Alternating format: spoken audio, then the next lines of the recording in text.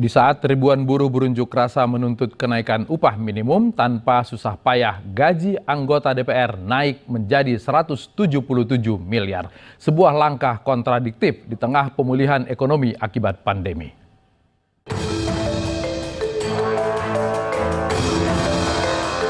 Tahun baru, gaji baru.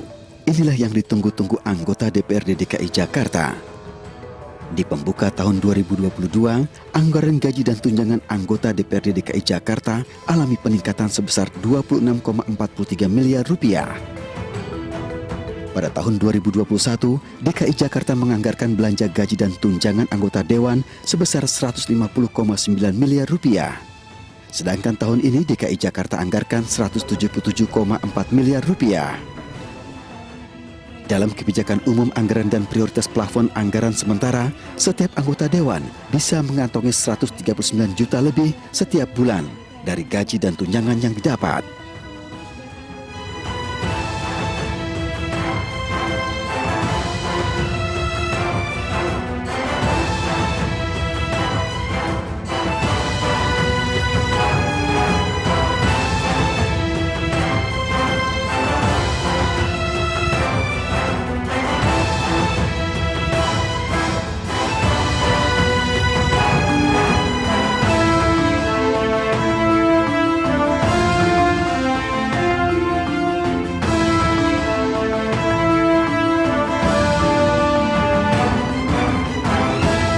Sedangkan untuk pimpinan Dewan, terdapat tambahan dana operasional sebesar 676.800.000 per tahun untuk 5 orang pimpinan Dewan.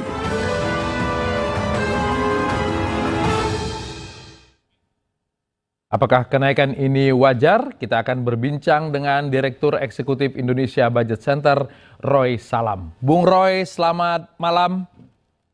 Selamat malam, Bung Latif. Apa kabar? Sehat, sehat alhamdulillah. Oke.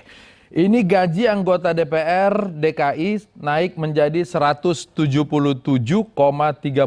miliar. Jika dibandingkan dengan APBD DKI yang mencapai 82,47 triliun, sebenarnya gaji anggota Dewan ini hanya 0,2% saja. Apakah kita harus meributkan dengan jumlah yang sekecil itu? Ya, saya kira sebetulnya kalau bicara soal gaji dan tunjangan pejabat ini kan sebenarnya ini ada aturannya ya. Ya. Jadi tidak seenaknya untuk kemudian menaikkan dan tunjangan setiap tahun begitu. Karena ini kan ada aturan berapa besar anggaran pejabat kita termasuk DPRD ya gubernur, bupati, DPRD. Nah, kalau kita lihat di DKI Jakarta ini kan memang kalau kita lihat gaji saat ini sebenarnya cukup besar ya, bukan lagi cukup ya, sangat besar sebetulnya.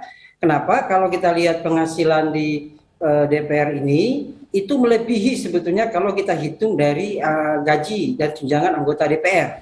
DPR itu rata-rata sekitar 60 sekian juta sebetulnya. Okay. Nah, sementara kalau kita lihat DPRD DKI itu 108 juta per bulan. Jadi di sini saja sudah terjadi perbedaan, ada gap antara gaji dan tunjangan anggota DPR dengan DPRD ya.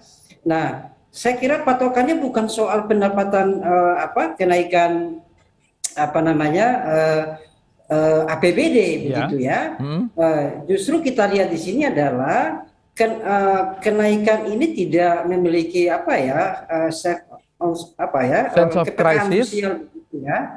Ya, sense of crisis di mana kita lihat angka kemiskinan Jakarta itu cenderung naik 2 tahun terakhir. Ya. Jadi seharusnya DPRD ini juga termasuk harusnya dikenai penalti ya oleh rakyat DKI Jakarta.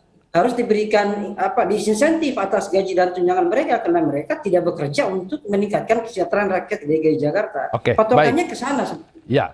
Kita soroti misalnya tadi lagi di grafik nih keluar, tunjangan perumahannya menjadi 80 juta per bulan. Jadi 1 bulan itu sekitar 2,5 juta, berarti mereka bisa menyewa rumah dengan biaya 2,5 juta untuk per hari. Ini untuk anggota Dewan, untuk wakil rakyat kan sebetulnya jumlah yang besar atau kecil? Oh, ini sangat besar, Mas. Jadi memang gaji dan tunjangan DPRD ini yang komponen yang paling besar adalah tunjangan perumahan. Nah, tunjangan perumahan ini adalah pengganti dari rumah dinas. Tetapi kalau kita lihat besarannya ini luar biasa kenaikannya nih, dari 60 menjadi 80 juta. Bayangkan 80 juta per anggota per bulan, per hari itu sekitar 2,6 juta lebih. Itu sama dengan menyewa hotel mulia, hotel paling mewah di Jakarta per malam. Menurut saya ini ironis banget bagi rakyat DKI Jakarta, di mana kenaikan tunjangan perumahan itu kemudian begitu jomplang. Dan sebetulnya tunjangan perumahan ini sama dengan masuk ke kantong pribadi anggota DPR, karena nggak kemana-mana, ini sama sewa rumah sendiri gitu. Jadi ini sama sewa rumah sendiri. Jadi untuk anggota dewan yang sudah punya rumah, maka dia tetap menerima tunjangan perumahan ini tanpa harus mengeluarkan lagi untuk menyewa atau membeli. Betul, karena ini kan pengganti dari rumah dinas, gitu ya. Karena Pemprov DKI tidak menyediakan rumah dinas. Nah, kalau kita hitung-hitung anggaran untuk tunjangan perumahan ini setiap tahun, ya sebetulnya dalam 3-4 tahun ini sebenarnya itu sama atau setara dengan pengadaan rumah dinas, gitu ya. Dan menurut saya kalau ini terus-menerus, saya kira naik, harusnya Pemprov menyediakan rumah dinas, karena ini pemborosan besar-besaran ya. Menurut saya. Baik. Jadi, kalau untuk DPR, untuk DPR pusat rumah dinas ada karena sebagian besar anggotanya berasal dari luar kota. Kalau Jakarta, haruskah ada rumah dinas atau tunjangan perumahan seperti ini karena mereka toh warga Jakarta juga?